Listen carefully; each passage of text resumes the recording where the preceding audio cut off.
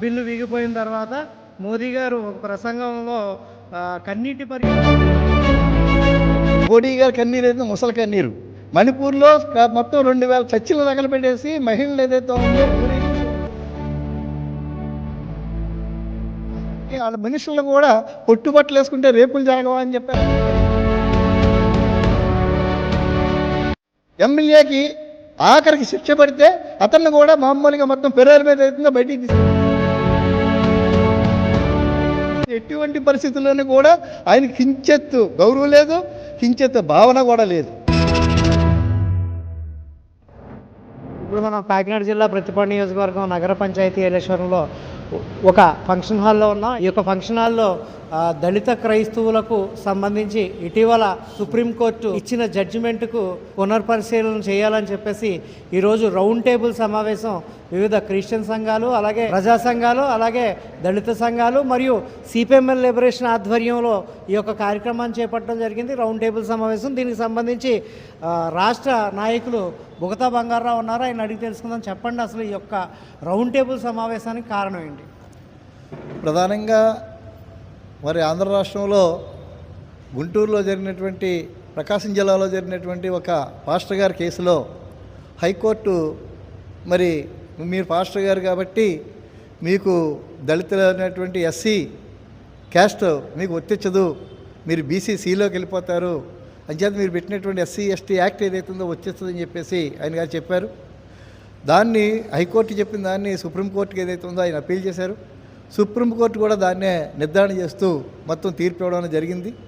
ఇక్కడ ప్రధానంగా మతం మారితే మరి వాళ్ళ సాంఘిక హోదా కోల్పోతారన్నటువంటి విషయం ఏదైతే ఉందో అది చాలా దళితుల్ని ఏదైతే ఉన్నదో ఇబ్బంది పెట్టే పరిస్థితి, దళితులను అణిచివేసే పరిస్థితి, దళితుల్ని అన్ని రకాలుగా కూడా అణిచివేతలకు గురవుతున్నటువంటి ఈ పరిస్థితుల్లో ఖచ్చితంగా ఈ తీర్పుని ఏదైతే ఉందో పునరాలోచించవలసినటువంటి అవసరం ఉందని చెప్పేసి మేము భావిస్తూ ఉన్నాం. అంటే దీనికి సంబంధించి మరి చంద్రబాబు నాయుడు గారు మరి అసెంబ్లీలో తీర్మానం ఒకటి చేసి దీని మీద సుప్రీంకోర్టులో పునర్పరిశీలన చేయాలని చెప్పేసి అప్పీల్ చేయవలసినటువంటి బాధ్యత వాళ్ళకు ఉంది. అందుచేత ఈ రౌండ్ టేబుల్ సమావేశం ద్వారా మేము అందరికీ విజ్ఞప్తి చేసేది ఏంటంటే ఈ యొక్క ప్రభుత్వాన్ని అసెంబ్లీలో తీర్మానం చేసే వరకు కూడా కొంత మనందరం కూడా ఉద్యమించాలి అని చెప్పేసి అనేటువంటి ఒక దృక్పథంతో మేము చెప్తా ఉన్నాం. ఆ రకంగా ఈ రౌండ్ టేబుల్ సమావేశంలో మేము తీర్మానం చేయదలుచుకున్నాం. ఇప్పుడు కొన్ని రాష్ట్రాల్లో ఈ యొక్క ఏదైతే సుప్రీంకోర్టు తెలిపిందో దాన్ని కొన్ని రాష్ట్రాల్లో పాటించట్లేదు. కొన్ని రాష్ట్రాల్లో దళిత క్రైస్తవులు ఎవరైతే ఉన్నారో వాళ్ళకి రిజర్వేషన్ కొనసాగుతుంది. కొన్ని రాష్ట్రాల్లో మాత్రమే ఇది ఉవ్వెత్తున రావడం జరిగింది. ఇటీవల ఈ సంఘటన అడ్డుపెట్టుకొని మన ఆంధ్ర రాష్ట్రంలోనే ప్రత్యేకంగా ఒక సంఘటన చోటు చేసుకుంది. దీనికి సంబంధించి మీరు ఏమంటారు? ఇది ప్రత్యేకించి ఏంటంటే దళితులు మతం మారితే వాళ్ళకి ఏదైతే ఉందో వాళ్ళ సాంఘిక హోదా ఎస్సీ క్యాస్ట్ నుండి అంటే దళితులకు ఉన్నటువంటి రిజర్వేషన్ల నుండి మినహాయించేసి వాళ్ళు బీసీసీగా డిక్లేర్ చేసేయడం అన్నది సుప్రీంకోర్టు ఇచ్చినటువంటి దాని యొక్క తీర్పులో సారాంశం. అందుచేత దీని మీద ఏంటంటే బీజేపీ పాలిత రాష్ట్రాల్లో వాళ్ళు హర్షం వ్యక్తం చేస్తూ ఉన్నారు ఆ ప్రభుత్వాలు. కానీ అక్కడ దళితులకి చాలా అన్యాయం జరుగుతూ ఉంది. ఎందుకంటే ఎక్కడన్నా సరే దాడులకు గురయ్యేది కానీ లేకపోతే ఈ రకమైనటువంటి ఇబ్బందులు పడేది కానీ లేకపోతే అన్ని రకాలుగా పడేది అయితే దళితులు. ఆ దళితులకు ఉన్నటువంటి సాంఘిక హోదాను ఏదైతే ఉన్నదో సాంఘిక హోదా ఎందుకు ఇచ్చారు? వాళ్ళకి రిజర్వేషన్ కల్పించడం ద్వారా వాళ్ళని ఏదైతే ఉందో ఆర్థికంగా సాంఘికంగా ఎదుగుదల అయిన తర్వాత అప్పుడు చూద్దామని చెప్పేసి అప్పుడు అంబేద్కర్ గారు చెప్పారు.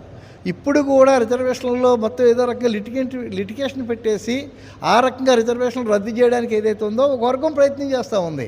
అందులో భాగమే దళితులు ఏదైతే ఉన్నదో మతం మారినట్లయితే ఖచ్చితంగా వాళ్ళ సాంఘిక హోదా కోల్పోతారని చెప్పడం. ఎందుకంటే ఈ మనుధర్మశాస్త్ర ప్రకారంగా కానీ చూసినట్లయితే మన భారతదేశంలో ఉన్నటువంటి ముస్లింలు కానీ దళితులు కానీ వాళ్ళందరూ కూడా ఆ మతాల్లోకి మారారు అంటే ఖచ్చితంగా వాళ్ళందరూ కూడా ఈ యొక్క హిందూ మతం యొక్క అట్రాసిటీని భరించలేక వీళ్ళ బాధ భరించలేక మారారు తప్పించి మరో రకంగా మట్టి మాత్రం కాదు. ఎందుకంటే వాళ్ళ దళితులు అందరూ కూడా హిందూ మతంలోకి వస్తారు. మరి వాళ్ళకి ఏదైతే ఉందో మీరు ఏ హోదా కల్పిస్తారు? హిందూ మతంలో రావాలి అంటే ఖచ్చితంగా కొంతమందికి ఏదైతే ఉందో జన్యు వేస్తే హిందూ మతం అని చెప్పేసి వాళ్ళు చెప్పుకుంటూ ఉంటారు. మరి శూద్రులు కానీ మామూలుగా ఉన్నటువంటి మిగిలినటువంటి అన్ని కులాలు, అది కమ్మోళ్ళు అవ్వచ్చు, రెడ్లు అవ్వచ్చు, కాపులు అవ్వచ్చు, దళితులు అవ్వచ్చు, వీళ్ళందరూ కూడా మతం మారి ఒకవేళ మళ్ళీ ఇది హిందూ మతంలో మేము వస్తున్నామంటే ఏం చెప్తే దానికి మామూలుగా వాళ్ళు నమ్ముతారు. వాళ్ళు ఇవాళ దళితులు ఏదైతే ఉందో దాంట్లోంచి బయటకు వస్తారు. వాళ్ళు గుళ్ళలో ప్రవేశం కల్పిస్తారా?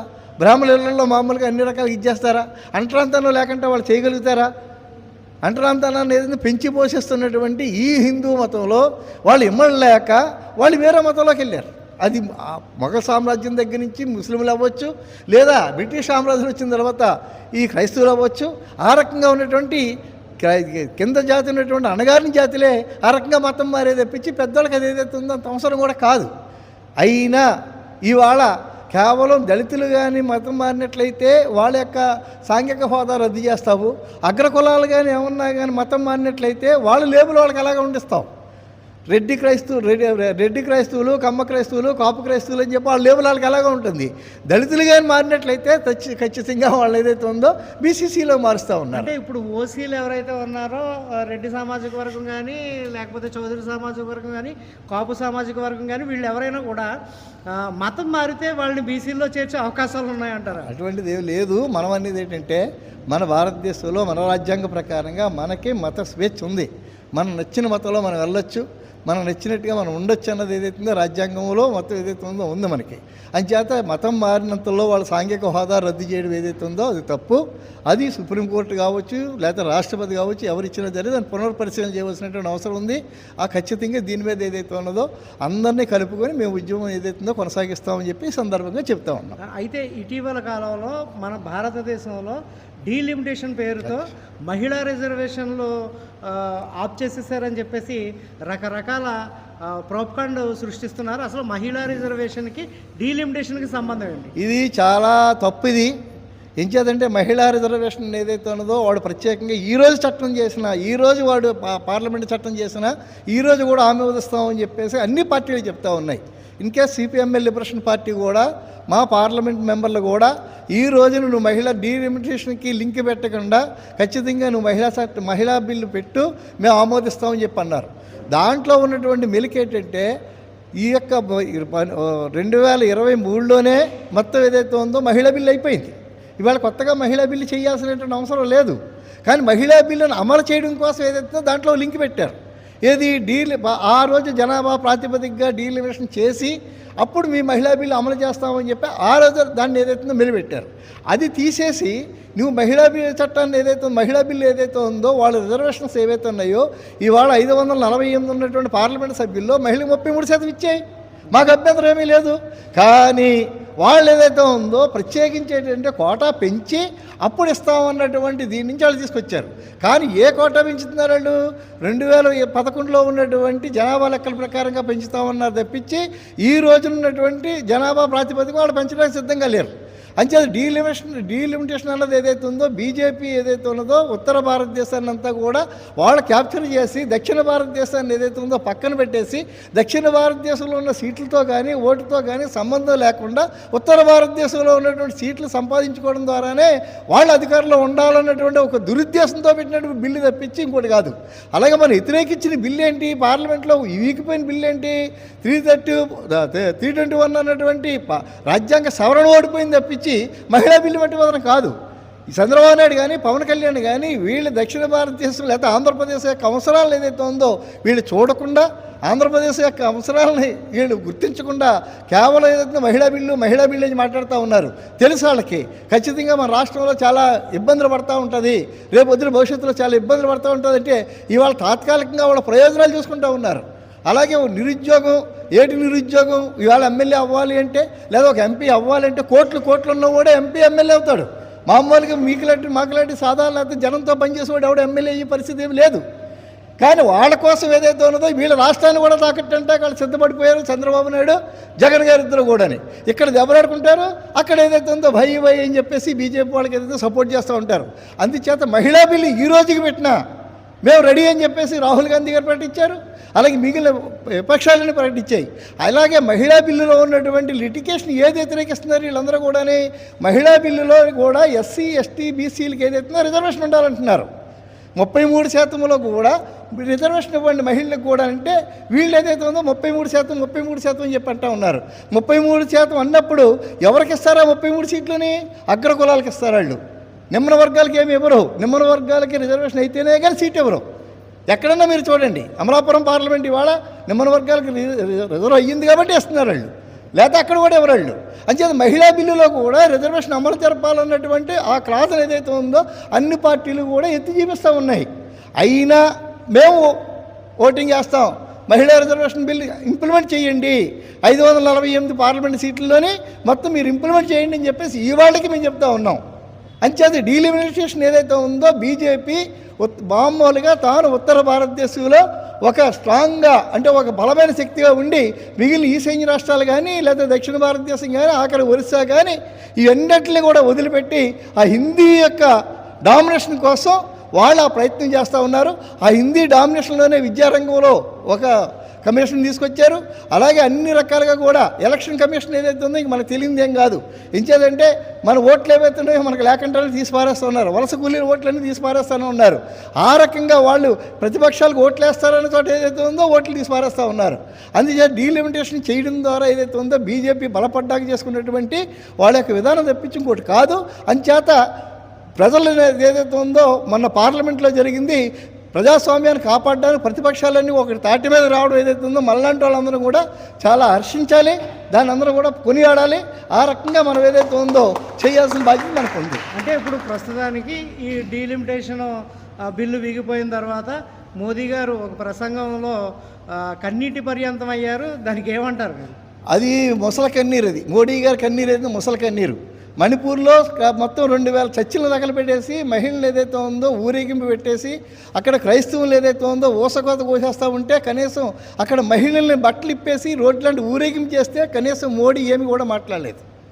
అలాగే ఢిల్లీలో జరిగినటువంటి ఒక రేప్ సంఘటనలో ఏదైతే ఉందో మహిళలకు అన్యాయం జరిగితే ఆఖరికి వాళ్ళ మనుషులు కూడా పొట్టుబట్టలు వేసుకుంటే రేపులు జరగవా అని చెప్పేసి అనే పరిస్థితి. అట్లాగే కాశ్మీర్లో ఉన్నవలో ఏదైతే ఉన్నదో ఒక అమ్మాయిని అక్కడ ఉన్నటువంటి బ్రాహ్మలు మొత్తం రేప్ చేసి మొత్తం అన్ని రకాలుగా హింసించి చంపేస్తే దాని మీద కూడా మోడీ గారు కనీసం మాట్లాడలేదు. వాళ్ళ ఎంపీలు వాళ్ళ ఎమ్మెల్యేలు మొత్తం యూపీలో వాళ్ళ ఎమ్మెల్యే మొత్తం ఒక దళిత స్త్రీని ఎత్తుకుపోయి తల్లి దగ్గర నుంచి ఎత్తుకుపోయి రేప్ చేసి మొత్తం అన్నీ చేస్తే పోలీస్ స్టేషన్ కంప్లైంట్ ఇచ్చిందని చెప్పేసి తండ్రిని చంపేశారు, అక్కని చంపేశారు, వదిని చంపేశారు, అన్నీ చేసి ఆఖరి బీజేపీ ఎమ్మెల్యేకి ఆఖరికి శిక్ష పడితే అతన్ని కూడా మామూలుగా మొత్తం పెరోల్ మీద ఏదైతుందో బయటికి తీసుకొచ్చేసారు. అలాగే గుజరాత్లో మొత్తం మోకుమ్మడిగా అత్యాచారం చేసినటువంటి నిందితులకి సుప్రీంకోర్టు కూడా తీర్పు చెప్పి శిక్షలేస్తే వాళ్ళందరినీ కూడా పెరోల్ మీద బయటికి తీసుకొచ్చేసారు. అంచేత ఇతనికి మహిళల మీద ఎటువంటి పరిస్థితుల్లోనూ కూడా ఆయన కించెత్తు గౌరవం లేదు, కించెత్తు భావన కూడా లేదు. కేవలం ఓట్ల కోసం, కేవలం రేపు రాబోయే ఎలక్షన్స్లో మొత్తం అది ఏదో మామూలుగా మహిళల కోసం నేను ఏదో చేశానని చెప్పేసి ఓ రాజకీయమైన స్టంట్ తెప్పించి మోదీకి కానీ అమిత్ షాకి కానీ మనువాద చరిత్రను ఏదైతే ఉందో మనువాదాన్ని ప్రకారంగా మహిళలు ఏదైతే ఉందో ఇంట్లోంచి బయటకు రావడానికి లేదు, మహిళలు ఏదైతే ఉందో రాజకీయాల్లో రావడానికి లేదు, మహిళలు ఏదైతే ఉందో అన్ని రకాలుగా కూడా తొక్కిపెట్టి ఉంచాలి. కాబట్టి ఈ రకమైనటువంటి పరిస్థితులు ఏదైతే ఉందో వాళ్ళు తెస్తూ ఉన్నారు. మోడీకి కానీ వాళ్ళ మంత్రులకు కానీ వాళ్ళెవరికి కూడా మహిళల మీద ఆ రకమైనటువంటి గౌరవం లేదు వాళ్ళకి. అంచేత ఏంటంటే మోడీ చేస్తున్నటువంటి ప్రసంగాలు కానీ, మోడీకి అనుకూలంగా చంద్రబాబు పవన్ గారు ఇస్తున్నటువంటి స్టేట్మెంట్లు కానీ వీటికి ఏది కూడా మొత్తం ఏదైతుందో జీవం లేదు. వాళ్ళకి కూడా తెలుసు వీళ్ళ మహిళల పట్ల ఏమీ లేదని. అలాగే మహిళా రిజర్వేషన్లు ఏదైతే ఉందో అమలు చేయాల్సిన బాధ్యత వాళ్ళందరికీ ఉంది. ఇవాళ తృణమూల కాంగ్రెస్ ఏదైతుందో దగ్గరగా వాళ్ళు ఏదైతే ఉందో 46% ఏదైతే ఉందో వాళ్ళకి ఎమ్మెల్యే సీట్లు ఇచ్చింది. 46% ఇచ్చింది వాళ్ళకి ఎమ్మెల్యే సీట్లు. అన్ని పార్టీలు కూడా ఇస్తూ ఉన్నాయి. ఆ రకంగా ఇవ్వండి. నెగ్గర సీట్లు ఏదైతే ఉందో బీజేపీ వాళ్ళు ఇస్తారు మహిళకి. వాళ్ళు ఎలాగ నెగ్గరు కాబట్టి నెగ్గర సీట్లు ఏదైతే ఉందో ఇచ్చి మహిళకి ఏదో ఇచ్చామన్న పేరు చేస్తూ ఉంటారు. అందుచేత ఏంటంటే మోడీ అంతా కూడా కపట నాటకాలు ఆడుతూ ఉన్నాడు తప్పించి నిజంగా మహిళల మీద ఏ గౌరవం లేదు. అతని కన్నీరన్నీ కూడా ముసలి కన్నీరు తప్పించి ఇంకోటి ఏం కాదు. Thank you sir, thank you. ఇది పరిస్థితి. మనం పూర్తిగా ఏదైతే ఈ యొక్క భారతదేశంలో జరుగుతున్న అన్యాయాలు, అక్రమాలు, అలాగే వాటిని అడ్డు పెట్టుకుని బీజేపీ ప్రభుత్వం ఏం చేస్తుంది అనే దానిపై చాలా చక్కగా క్లారిటీ ఇచ్చారు. అలాగే దళిత క్రైస్తవులు ఎవరైతే ఉన్నారో వాళ్ళ రిజర్వేషన్లు రద్దుపరుస్తామన్నది ఒక బూటకం. అలాగే ఈ డీలిమిటేషన్ పేరుతో మహిళా రిజర్వేషన్ బిల్లుని అడ్డు పెట్టుకొని వీళ్ళు కపట నాటకాలు ఆడుతున్నారు. మోడీ గారు కాచేవన్నీ ముసల కన్నీళ్ళు అంటూ ఈయన ఎద్దేవా చేయడం జరిగింది. దీనికి సంబంధించి ప్రతి ఒక్కరూ కూడా గమనించాలి, ఆలోచించాలి. సామాజిక మాధ్యమాల్లో వస్తున్న కొన్ని తప్పుడు ప్రకటనలు, బీజేపీ అనుకూల పరిస్థితుల్లో చేసే వ్యాఖ్యలు అన్నీ కరెక్ట్ కాదని చెప్పేసి బుగతా బంగారావు తెలపడం జరిగింది. Thank you very much. Cameraman Sashi వెంకటేష్తో అధికార న్యూస్.